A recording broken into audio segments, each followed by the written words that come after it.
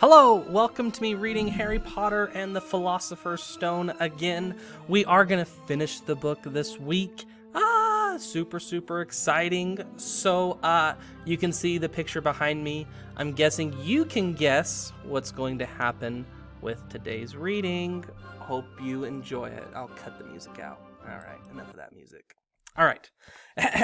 So, if you remember from Friday, Harry, Ron, and Hermione are talking with Hagrid about who he got the dinosaur egg from. And remember, Hagrid said he didn't know. He said that it was a guy in a dark cloak. He wouldn't take the cloak off. And then he was asking questions about Fluffy. And then Hagrid said a few things about him. So let's start there. Let's see. Well, I'll backtrack a little bit. What did you talk to him about, Hagrid? Did you mention Hogwarts at all? Might have come up, said Hagrid, frowning as he tried to remember. Yeah, he asked what I did, and I told him I was the gamekeeper here. He asked a bit about the sort of creatures I look after, so I told him. And I said what I'd always really wanted was a dragon, and then I can't remember too well because he kept buying me drinks. Let's see, yeah. Then he said he had a dragon egg, and we could trade for play cards if I wanted, but he had to be sure I could handle it. He didn't want it to go to any old home, so I told him after Fluffy, a dragon would be easy. And did he seem interested in Fluffy? Harry asked, trying to keep his voice calm. Well, yeah. How many three-headed dogs do you meet, even around Hogwarts? So I told him Fluffy's a piece of cake if you know how to calm him down. Just play him a bit of music and he'll go straight off to sleep. Hagrid suddenly looked horrified. I shouldn't have told you that, he blurted. Forget I said it. Hey, where are you going? Harry, Ron, and Hermione didn't speak to each other at all until they came to a halt in the entrance hall, which seemed very cold and gloomy after the grounds. We've got to go to Dumbledore, said Harry. Hagrid told the stranger how to get past Fluffy, and it was either Snape or Voldemort under that cloak. It must have been easy once he'd got Hagrid drunk. I just hope Dumbledore believes us. Firenze might back us up if Bane doesn't stop him. Where's Dumbledore's office? They looked around as if hoping to see a sign pointing them in the right direction.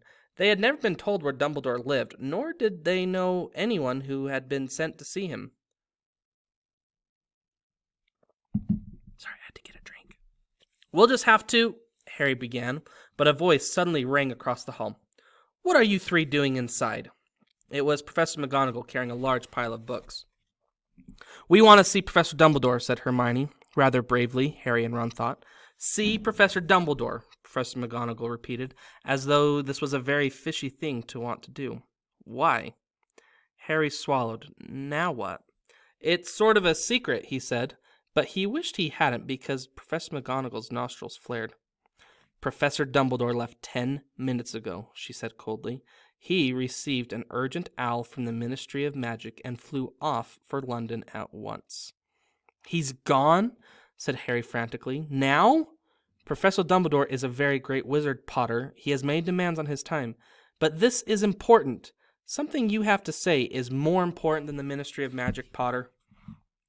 Look, said Harry, throwing caution to the wind. Professor, it's about the Philosopher's Stone. Whatever Professor McGonagall had expected, it wasn't that. The books she was carrying tumbled out of her arms, but she didn't pick them up. How do you know? She spluttered. Professor, I think I know that someone's trying to go and steal the stone. I've got to talk to Professor Dumbledore. She eyed him with a mixture of shock and suspicion. Professor Dumbledore will be back tomorrow, she said finally. I don't know how you found out about the stone, but rest assured, no one can possibly steal it. It's too well protected. But Professor Potter, I know what I'm talking about, she said shortly. She bent down and gathered up the fallen books. I suggest you all go back outside and enjoy the sunshine. But they didn't. It's tonight, said Harry, once he was sure Professor McGonagall was out of earshot. Snape's going through the trap door tonight. He found out everything he needs, and now he's got Dumbledore out of the way. He sent that note. I bet the Ministry of Magic will get a real shock when Dumbledore turns up. But what can we... Hermione gasped. Harry and Ron wheeled around. Snape was standing there. Good afternoon, he said smoothly. They stared at him. You shouldn't be inside on a day like this, he said with an odd, twisted smile. We were... Harry began without any idea of what he was going to say. You want to be more careful, said Snape. Hanging around like this, people will think that you're up to something. And Gryffindor really can't afford to lose any more points, can they? Harry flushed. They turned to go back outside, but Snape called them back. Be warned, Potter. Any more nighttime wanderings, and I will personally make sure you are expelled. Good day to you. He strode off in the direction of the staff room. Out on the stone steps, Harry turned to the others. Right. Here's what we've got to do, he whispered urgently. One of us has got to keep an eye on Snape. Wait outside the staff room and follow him if he leaves it. Hermione, you'd better do that. Why me? It's obvious, said Ron. You can pretend to be waiting for Professor Flitwick. You know, he put on a high voice. Oh, Professor Flitwick, I'm so worried. I think I got question 14B wrong. Oh, shut up, said Hermione, but she agreed to go and watch out for Snape. And we'd better stay outside the third-floor corridor, Harry told Ron. Come on. But that part of the plan didn't work. No sooner had they reached the door separating Fluffy from the rest of school than Professor McGonagall turned up again, and this time she lost her temper. I suppose you think you're harder to get past than a pack of enchantments, she stormed. Enough of this nonsense. If I hear you come anywhere near here again, I'll take another 50 points from Gryffindor. Yes, Weasley, from my own house. Harry and Ron went back to the common room. Harry had just said, at least Hermione's on Snape's tail, when the portrait of the fat lady swung open and Hermione came in. I'm sorry, Harry, she wailed. Snape came out and asked me what I was doing, and I said I was waiting for Flitwick, and Snape went to get him, and I've only just got away. I don't know where Snape went. Well, that's it then, isn't it? Harry said. The other two stared at him. He was pale, and his eyes were glittering. I'm going out of here tonight, and I'm going to try and get the stone first. You're mad, said Ron. You can't, said Hermione. After what McGonagall and Snape have said, you'll be expelled. So what? Harry shouted. Don't you understand? If Snape gets hold of that stone, Voldemort's coming back. Haven't you heard what it was like when he was trying to take over? There won't be any Hogwarts to get expelled from. He'll flatten it or turn it into the school for the dark arts. Losing points doesn't matter anymore, can't you see? Do you think he'll leave you and your families alone if Gryffindor win the House Cup? If I get caught before I can get to the stone, well, I'll have to go back to the Dursleys and wait for Voldemort to find me there. It's only dying a bit later than I would have done, because I'm never going over to the dark side. I'm going through the trap door tonight, and nothing you two say is going to stop me. Voldemort killed my parents, remember? He glared at them. You're right, Harry, said Hermione in a small voice. I'll use the invisibility cloak, said Harry. It's just lucky I got it back. But will it cover all three of us, said Ron. All three of us? Oh, come off it. You don't think we'd let you go alone? Of course not, said Hermione briskly. How do you think you'd get the stone without us? I'd better go and look through my books. There might be something useful. But if we get caught, you two will get expelled too. Not if I can help it, said Hermione grimly. Flitwick told me in secret that I got 112% on his exam. They're not throwing me out after that. After dinner, the three of them sat nervously apart in the common room. Nobody bothered them. None of the Gryffindors had anything to say to Harry anymore, after all. This was the first night he hadn't been upset by it. Hermione was skimming through all her notes, hoping to come across one of the enchantments they were about to break. Harry and Ron didn't talk much. Both of them were thinking about what they were about to do. Slowly, the room emptied as people drifted off to bed. Better get the cloak, Ron muttered, as Lee Jordan finally left, stretching and yawning. Harry ran upstairs to their dark dormitory. He pulled off the cloak, and then his eyes fell on the flute Hagrid had given him for Christmas. He pocketed it to use on Fluffy. He didn't feel much like singing. He ran back to the common room. We'd better put the cloak on here and make sure it covers all three of us. If Filch spots one of our feet wandering along on its own. What are you doing? Said a voice from the corner of the room. Neville appeared from behind an armchair, clutching Trevor the Toad, who looked as though he had been making another bid for freedom. Nothing, Neville, nothing, said Harry hurriedly, putting the cloak behind his back. Neville stared at their guilty faces. You're going out again, he said. No, said Hermione. No, we're not. Why don't you go to bed, Neville? Harry looked at the grandfather clock by the door. They couldn't afford to waste any more time. Snape might even now be playing Fluffy to sleep. You can't go out, said Neville. You'll be caught again. Gryffindor will be in even more trouble. You don't understand, said Harry. This is important. But Neville was clearly steeling himself to do something desperate.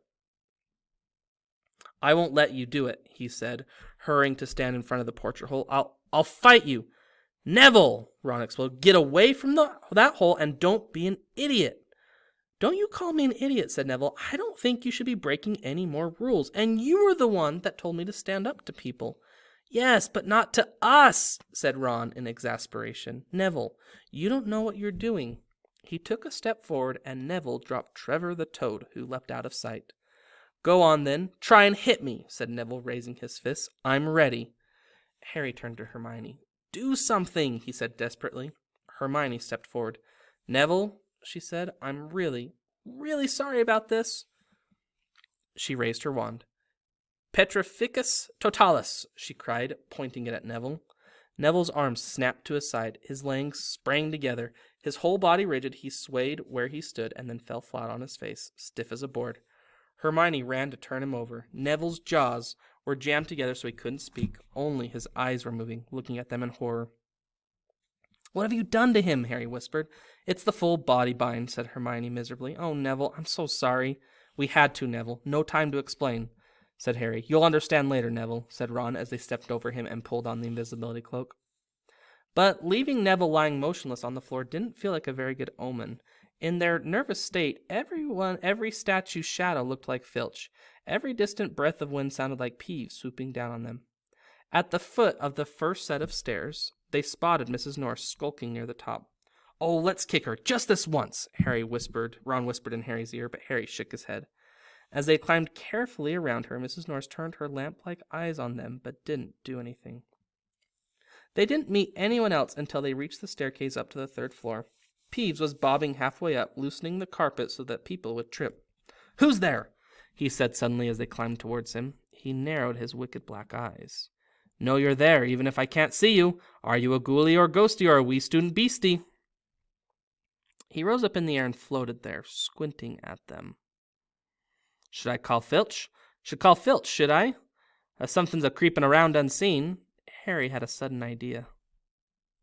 Peeves, he said in a hoarse whisper. The Bloody Baron has his own reasons for being invisible. Peeves almost fell out of the air in shock. He caught himself in time and hovered about a foot off the stairs. I'm sorry, your bloodiness, Mr. Baron, sir, he said greasily. My mistake. I didn't see you. Of course I didn't. You're invisible. Forgive old Peevesy his little joke, sir. I have business here, Peeves, croaked Harry. Stay away from this place tonight.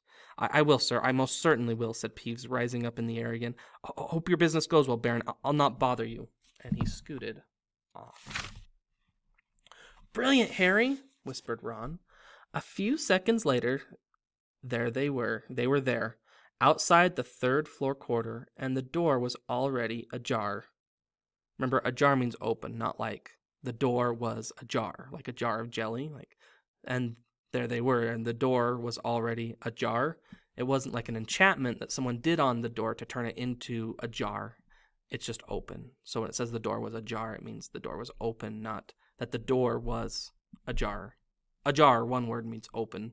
Ajar, two words, means, like a jar, a glass thing for containing stuff. So, got it? Ajar, not a jar. Let's read it again. A few seconds later, they were there, outside the third-floor quarter, and the door was already ajar. You thought about it, didn't you? The door is ajar. Well, there you are, Harry said quietly. Snape's already got past Fluffy. Seeing the open door somehow seemed to impress upon all three of them what was facing them. Underneath the cloak, Harry turned to the other two. If you want to go back, I won't blame you, he said. You can take the cloak. I won't need it now. Don't be stupid, said Ron. We're coming, said Hermione. Harry pushed the door open. As the door creaked, low, rumbling growls met their ears. All three of the dogs' noses sniffed madly in their direction, even though it couldn't see them. What's that at his feet? Hermione whispered. Looks like a harp, said Ron. Snape must have left it there. It must wake up the moment you stop playing, said Harry. Well, here goes. He put Hagrid's flute to his lips and blew. It wasn't really a tune, but from the first note the B-sides began to droop. Harry hardly drew breath. Slowly the dog's growls ceased. It tottered on its paws and fell to its knees, then slumped to the ground, fast asleep. "Keep playing," Ron warned Harry as they slipped out of the cloak and crept towards the trapdoor. They could feel the dog's hot, smelly breath as they approached the giant heads. "I think we'll be able to pull the door open," said Ron, peering over the dog's back. "Want to go first, Hermione?" "No, I don't." "All right." Ron gritted his teeth and stepped carefully over the dog's legs. He bent and pulled the ring of the trapdoor, which swung up and open. "What can you see?" Hermione said anxiously. "Nothing, just black. There's no way of climbing down. We'll just have to drop." Harry, who was still playing the flute, waved at Ron to get his attention and pointed at himself. "You want to go first?" "Are you sure?" said Ron. "I don't know how deep this thing goes. Give the flute to Hermione so she can keep him asleep." Harry handed the flute over. In the few seconds' silence, the dog growled and twitched, but the moment Hermione began to play, it fell back into deep sleep. Harry climbed over and looked through the trap door. There was no sign of the bottom. Whew. Good stuff.